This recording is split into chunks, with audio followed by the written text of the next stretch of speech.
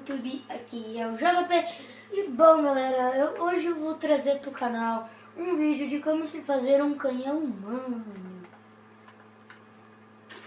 Você vai precisar de TNT, óbvio, alavanca, redstone e balde de água. Você faz assim, 4 por 2. Você vem. Oh, eu fiz errado. Não pode.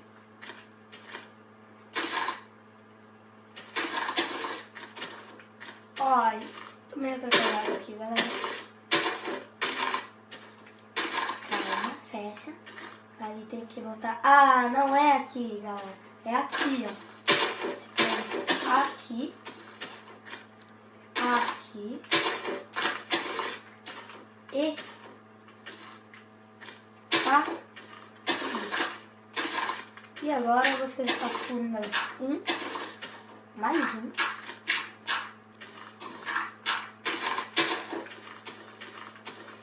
E aqui.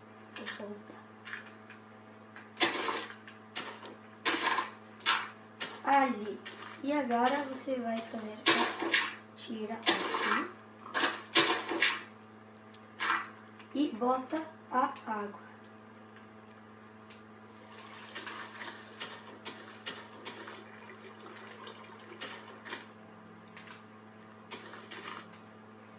E agora você bota o TNT em cima, não embaixo.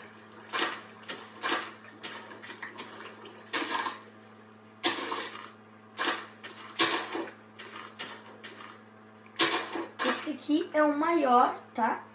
Então, tem o menor, né? Claro, esse é o maior, esse aqui já copiei. Aqui, faltou água. Aí bota a água de novo. Assim, aí você preenche com redstone. Isso daqui, né? Isso daqui.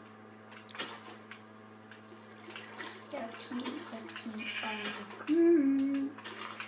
E aqui você bota uma alavanca.